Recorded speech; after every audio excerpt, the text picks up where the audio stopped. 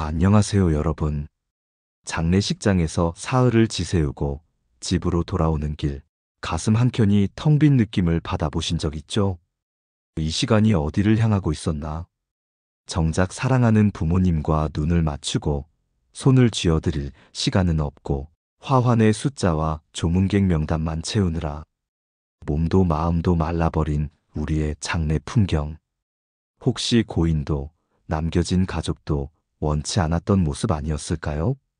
드골은 국장을 거부해 고향 공동묘지의 딸 곁으로 잠들었고, 오드리 헵번은 작은 마을 교회에서 가족과 친지의 기도 속에 조용히 떠났습니다. 형식보다 의미, 체면보다 추모의 깊이를 택한 그들의 선택은 한 가지를 말해주죠. 장래의 주인공은 상주가 아니라 고인이다. 급격한 고령화 속에서 조문은 줄고 부담은 늘었습니다. 그렇다면 우리는 무엇을 바꿔야 할까요? 허례보다 진심, 의전보다 마지막 인사, 3일장보다 고인의 뜻. 이제 고인 중심의 작별로 방식을 바꿔보겠습니다. 이 영상을 시청하시기 전 구독과 좋아요로 저를 응원해주세요. 지금 바로 시작해보겠습니다.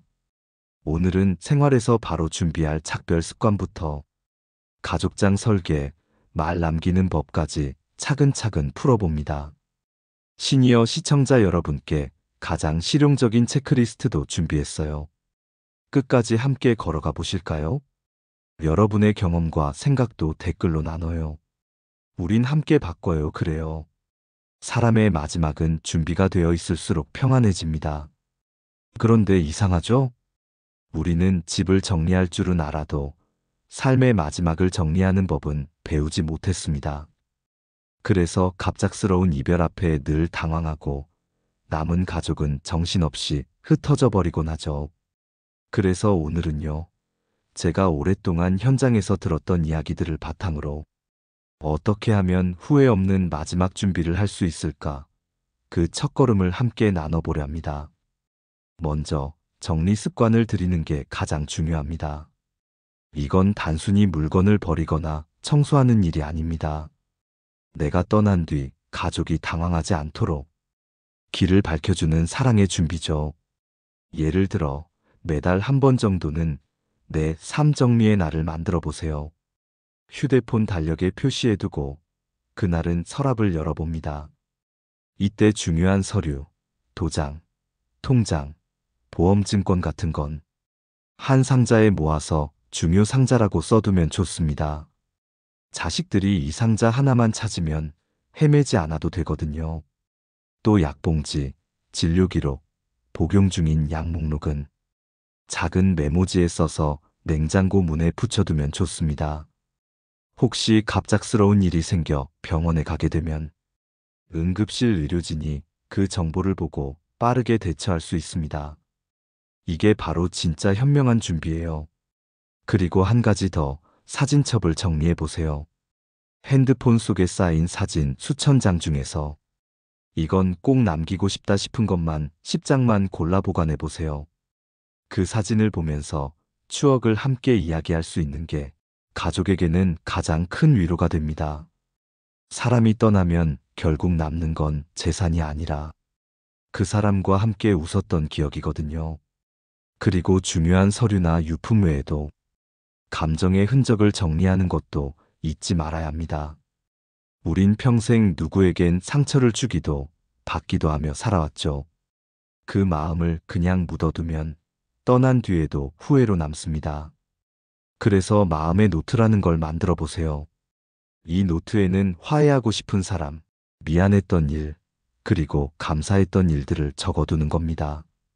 내가 이 사람에게 한마디라도 미안하다면 그 마음을 기록해두는 것만으로도 마음이 한결 가벼워집니다. 혹시 직접 만나기 어렵다면 짧은 편지라도 써보세요.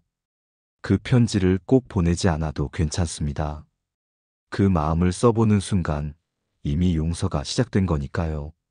이렇게 정리 습관이 잡히면 인생의 마지막도 차분해집니다. 죽음이란 단어가 두렵게 들리지 않고 나의 마무리로 받아들여지기 시작하죠. 이게 바로 평생을 지혜롭게 살아온 어르신들만이 가질 수 있는 품격 있는 준비의 자세입니다. 또 하나의 실천법이 있습니다. 바로 연락망 정리예요. 가족이나 친구, 종교 모임, 자주 도와주는 이웃분들의 연락처를 한 장에 정리해두면 정말 든든합니다. 요즘은 휴대폰이 편리하긴 하지만 막상 급한 상황에는 비밀번호 때문에 연락처를 확인하기 어렵죠. 그래서 종이에 직접 적어두는 게 가장 확실합니다. 이 작은 메모 한 장이 나중에 가족에게 큰 도움이 됩니다. 또 중요한 점은 미리 의료 의사 표시를 해두는 겁니다. 예를 들어, 나는 연명 치료를 원하지 않는다. 혹은 무의미한 연장은 원치 않는다. 이런 의사를 짧게 메모해두면 가족이 갈등할 일이 줄어듭니다. 그 결정이 쉬운 일이 아니기 때문에 가족들이 대신 판단해야 할 때 얼마나 힘든지 아시죠? 그때 부모님이 이렇게 말씀하셨다라는 기록이 있다면 그건 남겨진 사람에게 큰 위로가 됩니다. 지금 이야기하는 이 모든 준비는 결국 남에게 보이기 위한 게 아닙니다. 내가 떠난 뒤 사랑하는 사람들의 혼란을 줄여주는 일, 그리고 나 자신에게 마음의 평화를 주는 일입니다. 그래서 저는 이렇게 표현하고 싶습니다. 삶을 잘 정리하는 사람만이 떠날 때도 단정하다. 그게 바로 인생의 마지막 예의라고 생각해요. 여러분, 혹시 이런 말 들어보셨나요? 잘 사는 법보다 잘 마무리하는 법이 더 어렵다. 맞는 말이에요. 우리는 평생 열심히 살아왔지만 정작 나의 마지막을 설계하는 일에는 소홀했죠. 하지만 지금부터라도 늦지 않았습니다.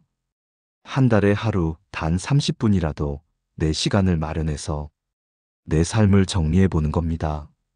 이건 죽음을 준비하는 게 아니라 더 평안하게 살아가기 위한 준비예요. 이렇게 생활 속 작은 정리가 끝나면 다음으로 중요한 건 우리의 태도와 말투입니다. 내가 어떻게 말하느냐에 따라 떠나는 순간의 분위기, 가족의 마음이 전혀 달라지거든요. 이제 다음 시간에는 말 한마디가 품격 있는 이별을 만든다는 주제로 우리의 마음가짐을 함께 이야기해 보겠습니다. 삶의 마지막을 준비하는 데 있어 물건이나 서류보다 더 중요한 게 있습니다. 그건 바로 말의 온도입니다. 우리가 평생을 함께한 가족에게 어떤 말로 마지막 인사를 남기느냐, 그 한마디가 남은 사람의 마음을 오랫동안 따뜻하게 지켜줍니다. 많은 분들이 이렇게 말씀하세요. 나는 죽으면 알아서 해라. 이 말, 얼핏 보면 담담한 듯하지만 사실은 참 차가운 말이에요. 남겨진 가족은 그 한마디에 수없이 고민하게 됩니다. 정말 아무것도 하지 말라는 뜻일까? 혹시 간소하게 하라는 의미였을까? 결국은 부담 주고 싶지 않다는 진심이 숨어 있었을 텐데 그 진심이 제대로 전해지지 못하는 거죠. 그래서 저는 이렇게 권해드리고 싶습니다. 나는 조용하게, 가족끼리 하루면 충분해. 화려하지 않아도 돼. 대신 내 사진 앞에서 웃어줘. 이런 구체적인 말이야말로 남은 사람들에게 가장 따뜻한 유언이 됩니다. 우리는 흔히 유언을 거창한 법적 문서로만 생각하지만 사실 진심이 담긴 한 문장이면 충분하답니다. 또 한 가지 중요한 건 태도입니다. 장례식을 준비하는 과정에서도 누구를 위해 이 자리를 여는가를 늘 마음속에 되물어야 합니다. 고인을 기억하기 위한 자리인지 아니면 체면을 지키기 위한 자리인지 말이에요. 만약 그 기준이 분명하지 않으면 장례식은 금세 의무적인 행사로 변해버립니다. 조문객에게 인사하느라 정작 부모님 얼굴은 제대로 보지도 못하는 현실, 우리 모두 겪어보셨죠? 이제는 달라져야 합니다. 상주가 중심이 아니라 고인이 중심이 되어야 합니다. 그래서 장례 준비의 첫 문장은 이렇게 시작되면 좋겠어요. 이 시간은 고인을 위한 시간입니다. 이 한 문장을 가족끼리 먼저 약속하는 것만으로도 분위기가 달라집니다. 조용히 고인의 이야기를 나누고 한 사람씩 돌아가며 기억에 남는 순간을 이야기하는 것, 그게 진짜 애도입니다. 말의 방향도 중요합니다. 우리 세대는 패 끼치기 싫다는 말을 참 자주 하죠.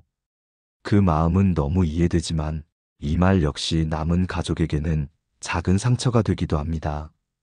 나는 너희에게 패 끼치기 싫어 대신 나는 너희가 힘들지 않게 미리 준비하고 싶다. 이렇게 바꿔보세요. 같은 뜻이라도 훨씬 따뜻하고 힘이 되죠. 이건 단지 말투의 차이가 아니라 사랑의 표현 방식이에요. 말은 마음의 얼굴이니까요. 우리가 평생 가족을 위해 살아왔듯이 마지막 순간에도 따뜻한 말 한마디로 가족의 마음을 다독일 수 있습니다. 또 하나, 장례식장에서의 태도에도 차이가 필요합니다. 예전에는 손님이 많을수록 체면이라고 생각했지만 이제는 고요할수록 품격이 있다는 걸 우리 세대가 보여줘야 할 때입니다. 많이 와줘서 고마워요. 이 말도 좋지만 멀리서 마음 써주셔서 고맙습니다. 이 한마디면 충분합니다. 실제로 조문을 오지 못한 사람들도 그 진심을 느낄 수 있거든요. 그리고 마지막 순간, 고인의 사진 앞에서 하는 인사는 짧아도 좋습니다. 감사했습니다.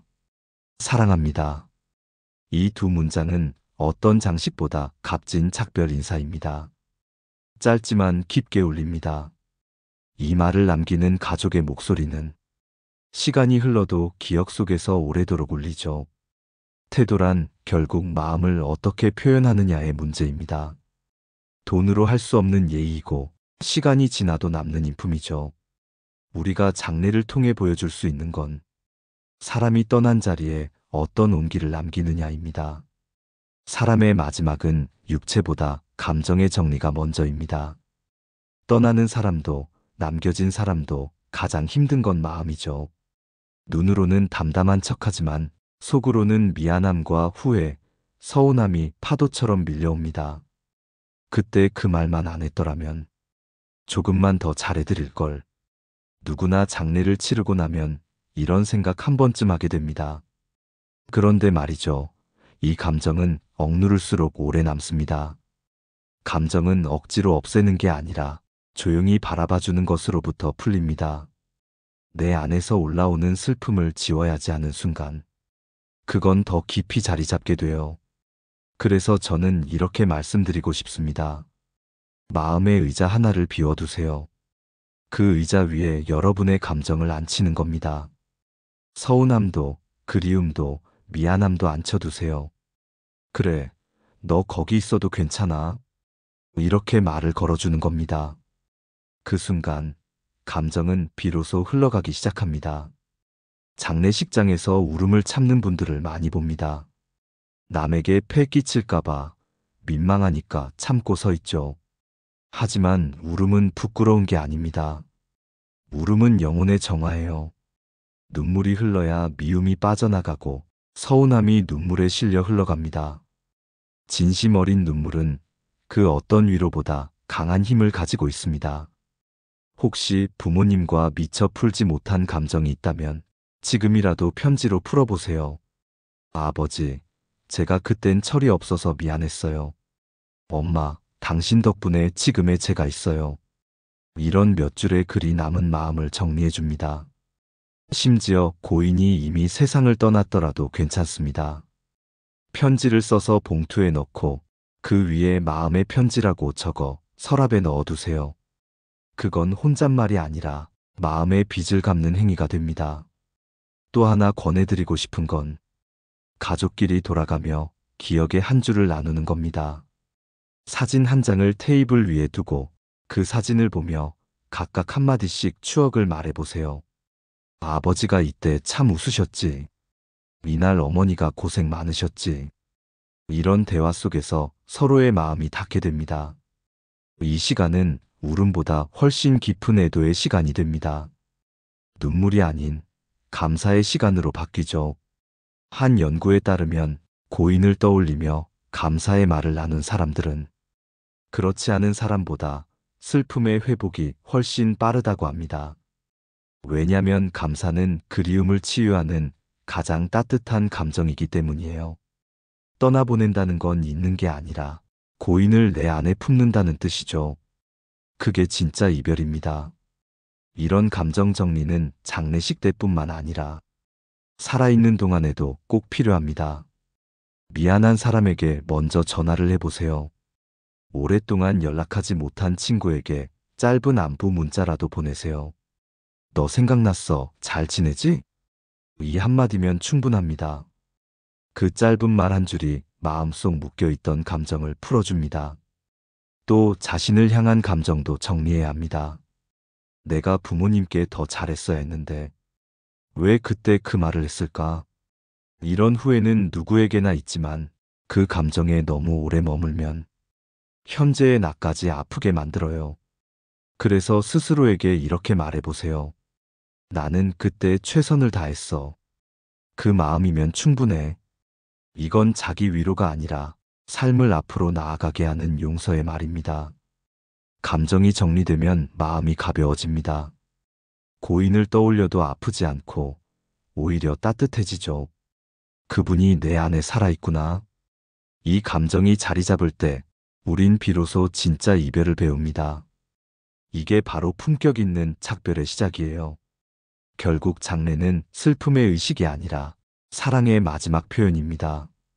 감정의 무게를 덜고 나면 비로소 남은 관계들도 선명하게 보이기 시작합니다. 이제 다음 시간에는요, 이런 감정의 정리 이후에 찾아오는 인간관계의 변화, 그 안에서 우리가 어떤 거리를 두고 어떻게 품격 있게 관계를 유지해야 하는지를 이야기해 보겠습니다. 감정을 정리하고 나면 그 다음은 사람의 정리입니다. 이 말만 들으면 조금 차갑게 느껴지실 수도 있죠. 하지만 인간관계의 정리는 사람을 끊는다는 뜻이 아니라 내 마음을 지키는 거리를 만드는 일입니다. 우리가 살아온 세월을 돌아보면 정말 많은 인연이 스쳐 지나갔습니다. 친구, 동료, 이웃, 친척. 그 중에는 여전히 연락을 주고받는 분도 있지만 언제부턴가 멀어진 사람들도 있죠. 그런데 나이 들수록 느끼게 됩니다. 모든 인연을 다 품고 갈 수는 없다는 걸요. 마음의 공간도 에너지도 한정되어 있으니까요. 어느 날 이런 생각이 들었습니다. 나는 여전히 그 사람을 미워하고 있는데 그 사람은 이미 내 생각조차 안 하겠구나. 그걸 깨닫는 순간 마음이 한결 편안해졌습니다. 인간관계의 정리는 결국 나를 위한 평화입니다. 억지로 붙잡거나 의무적으로 만나야 한다는 부담에서 벗어나는 것, 그게 진짜 성숙한 관계죠. 노년에 들어서면 인간관계의 질이 삶의 행복을 좌우한다고 합니다. 많은 사람보다 깊은 사람 한 명이 더 소중합니다. 그래서 이제는 얼마나 많은가 보다 얼마나 진심인가를 기준으로 관계를 정리해야 해요. 먼저 감정 소비가 많은 관계부터 돌아보세요. 만나면 늘 피곤해지는 사람, 대화가 끝나면 마음이 무거워지는 사람, 혹은 늘 불평과 비교를 입에 달고 사는 사람. 이런 관계는 오래 유지할수록 내 에너지를 갉아먹습니다. 그럴 땐 용기 있게 한 발짝 물러나도 괜찮아요. 서로에게 필요한 거리가 있다는 걸 인정하는 것도 성숙의 한 부분이죠. 반대로 만나면 마음이 편안해지는 사람, 나의 이야기를 조용히 들어주는 사람, 별다른 말 없이도 함께 있으면 따뜻해지는 사람. 이런 관계가 바로 노년의 보석 같은 인연입니다. 그런 사람들과는 자주 만나지 않아도 괜찮아요. 한 통의 전화, 짧은 문자 한 줄로도 충분히 마음이 이어집니다. 특히 장례나 큰 일을 겪고 나면 관계가 새롭게 정리됩니다. 누가 진심으로 곁을 지켜주는지, 누가 형식적인 안부만 전하는지 그때 뚜렷하게 드러나죠. 이건 슬픈 일이 아니라 인연이 본 모습을 드러내는 과정입니다. 그 시간을 통해 남은 사람들의 얼굴이 선명해집니다. 가족 관계도 마찬가지입니다. 형제, 자매, 자식, 사위, 며느리. 모든 관계에는 거리가 필요합니다. 너무 가까우면 상처가 생기고 너무 멀면 마음이 식죠. 서로의 인생을 존중하며 각자의 자리에서 잘 지내자는 말이 노년의 가장 성숙한 대화입니다. 또 하나 중요한 건 용서의 관계입니다. 미운 사람을 굳이 다시 끌어안을 필요는 없어요. 하지만 미움을 품은 채로 인생을 마무리하긴 너무 무겁습니다. 용서는 그 사람을 위한 게 아니라 나 자신을 자유롭게 해주는 거예요. 그 일은 이제 괜찮다. 이 한마디가 내 마음의 문을 열어줍니다. 저는 장례식장에서 이런 장면을 자주 봤습니다. 오랫동안 얼굴을 보지 않던 형제가 부모님의 장례식에서 마주 앉아 울면서 손을 잡는 모습이요. 그 한 번의 포옹이 수십 년의 오해를 녹이더군요. 그때 저는 느꼈습니다. 인생은 결국 용서를 배우는 시간이다. 이제 인간관계는 갚음의 관계가 아니라 감사의 관계가 되어야 합니다. 누군가를 떠올릴 때 그 사람 덕분에 참 고마웠다. 이 한마디가 먼저 떠오른다면 그 인연은 이미 잘 맺고 잘 정리된 겁니다. 그리고 언젠가 나도 누군가에게 그런 따뜻한 기억으로 남는 사람이 되고 싶습니다.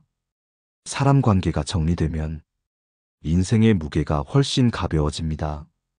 이젠 누가 찾아오느냐, 누가 멀어지느냐보다 내가 어떤 마음으로 남을 대하느냐가 더 중요해지죠. 이게 바로 노년의 품격 아닐까요? 이제 여기서 한 걸음 더 나아가 보겠습니다. 사람의 관계가 정리되면 그 다음은 자연스럽게 돈과 신뢰의 문제로 이어집니다. 장래나 노후의 모든 준비는 결국 비용과 믿음이라는 현실적인 주제와 맞닿아 있거든요. 다음 시간에는 돈 때문에 상처받지 않고 신뢰를 지키는 현명한 마무리 방법에 대해 함께 이야기 나눠보겠습니다. 인간관계가 정리되고 나면 남는 건 결국 현실입니다. 그 중에서도 가장 솔직하고도 부담스러운 것이 바로 돈 문제죠. 누구나 한 번쯤 장례를 치르면서 느껴봤을 겁니다. 생각보다 돈이 너무 많이 들어간다. 맞습니다. 실제로 장례 비용은 결코 적지 않습니다. 요즘 평균 장례비가 얼마나 되는지 아시나요? 통계에 따르면 평균 1천만 원 안팎입니다. 상조회사 이용, 장례식장 대여, 음식, 화환, 교통비까지 합치면 순식간에 큰 돈이 나가죠. 그런데 문제는 이 돈이 고인을 위한 비용인지 아니면 남의 시선을 위한 비용인지 우리가 진지하게 물어봐야 한다는 겁니다. 어떤 어르신은 이렇게 말씀하셨어요. 내 장례식에는 돈 쓰지 말아라. 대신 손주들에게 밥 한 끼 사줘라. 그 말이 참 지혜롭게 들리더군요. 화려한 장례보다 중요한 건 마음이 담긴 작별이니까요. 조문객이 많다고 좋은 장례가 아닙니다. 진심이 담긴 몇 사람만 있어도 충분합니다. 그래서 요즘은 가족장이나 일일장이 점점 늘어나고 있습니다. 부담은 줄이고 의미는 더 깊게 남기죠. 가족끼리만 모여 고인의 사진을 보며 짧게 추억을 나누는 방식인데 이게 생각보다 훨씬 따뜻합니다. 그리고 비용도 크게 줄어듭니다.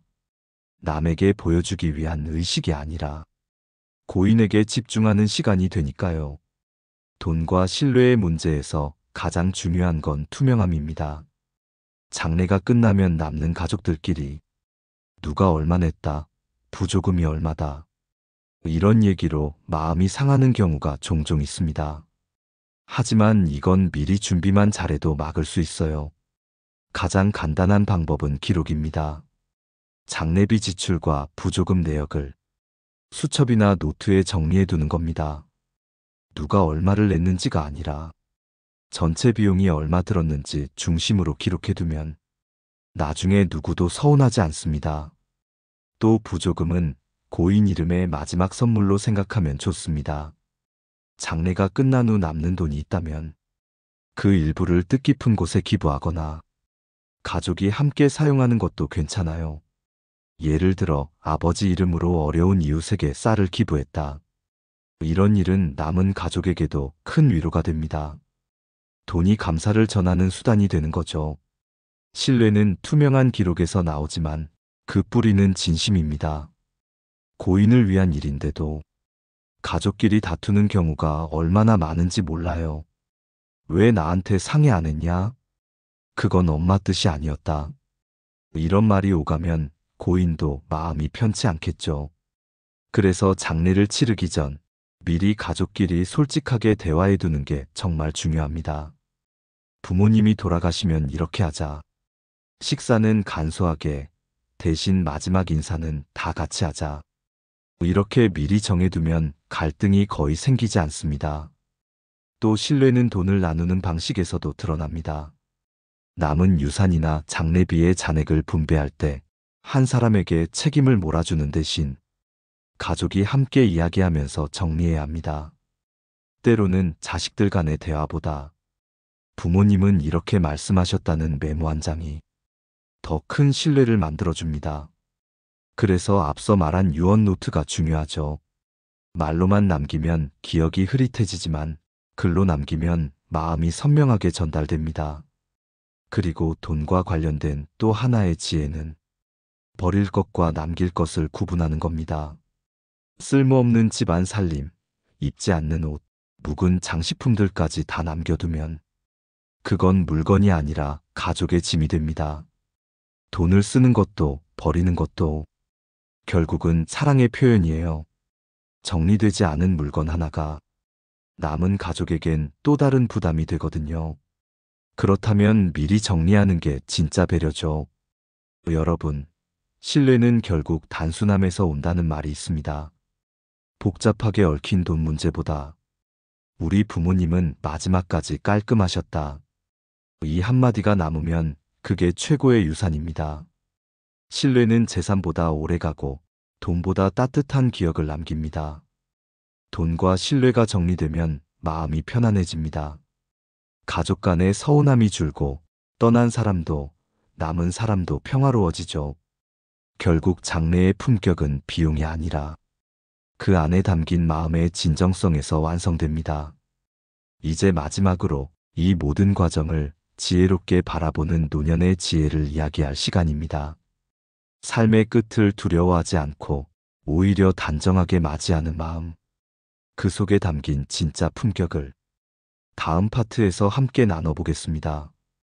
이제 마지막 이야기입니다. 우리가 지금까지 살아온 인생을 되돌아보면 참 바쁘게, 치열하게, 그리고 성실하게 살아왔죠. 가정을 위해, 자식들을 위해 한순간도 허투루 쓰지 않고 달려온 세월이었습니다. 그러다 어느 날 문득 거울을 보면 머리에는 흰머리가 늘고 손등에는 세월의 흔적이 남아있죠.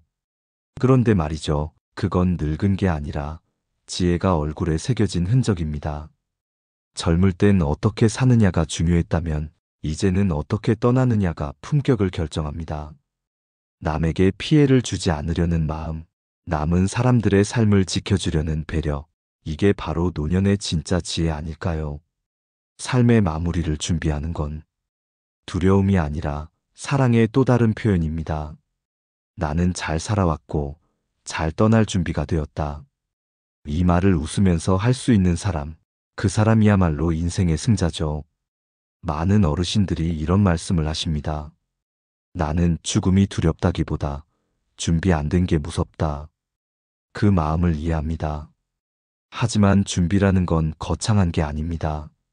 삶을 가볍게 정리하고 가족에게 따뜻한 한마디를 남기고 마음속 미움을 내려놓는 것, 그것이면 충분합니다. 노년의 지혜란 내가 가진 걸 붙잡는 힘이 아니라 놓아주는 힘입니다. 돈도 사람도 물건도 모두 언젠가 흘러가는 것이니까요. 그걸 억지로 붙잡지 않고 이제 괜찮다라고 말할 수 있는 용기, 그게 진짜 강한 사람의 모습입니다. 어느 80세 어르신은 이런 말씀을 하셨어요. 나는 이제 아무것도 욕심내지 않는다. 대신 오늘을 잘 살려고 노력한다. 그 말 속에 큰 깨달음이 담겨 있었습니다. 내일을 걱정하기보다 오늘의 따뜻한 햇살과 차 한 잔의 여유를 즐길 수 있다면 그게 진짜 부자고 진짜 지혜로운 인생입니다. 또 하나, 노년의 지혜는 감사하는 마음입니다. 감사는 나를 살리고 주변의 모든 관계를 평화롭게 만듭니다. 이 나이까지 건강하게 살아서 고맙다. 내 곁에 아직 가족이 있어서 고맙다. 오늘 하루 무사히 보내서 고맙다. 이렇게 마음속으로 매일 감사를 읊조리면 두려움 대신 평온이 찾아옵니다.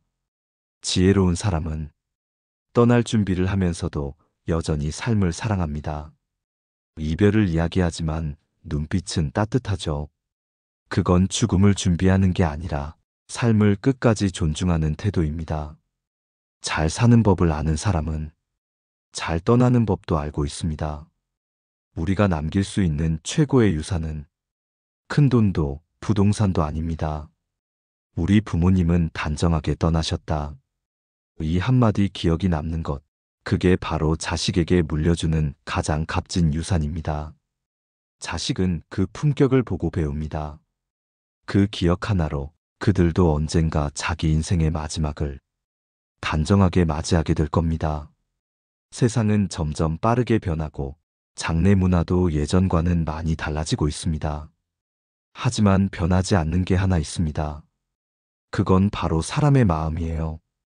진심으로 보내고, 진심으로 기억하고, 진심으로 사랑하는 마음. 그 마음만은 세월이 흘러도 변하지 않습니다. 여러분, 인생의 마지막은 결코 어두운 결말이 아닙니다. 그건 또 다른 시작이자 남은 사람들에게 어떻게 살아야 하는가를 조용히 알려주는 삶의 마지막 수업이에요. 우리가 품격 있게 떠난다면 그 뒷모습이 누군가에게 큰 가르침이 될 겁니다. 이제 이렇게 생각해보면 어떨까요? 죽음은 끝이 아니라 삶이 완성되는 마지막 문장이라고요. 그 문장을 어떻게 쓰느냐에 따라 그 사람의 인생이 달라집니다. 화려하게 꾸밀 필요도 누구보다 특별할 필요도 없습니다. 단정하고 따뜻하게 내가 사랑했던 이들과 웃으며 작별하는 것. 그게 가장 아름다운 마무리 아닐까요? 이제 우리는 두려움이 아닌 지혜로, 허례가 아닌 진심으로, 그리고 후회가 아닌 감사로 마지막을 준비할 때입니다.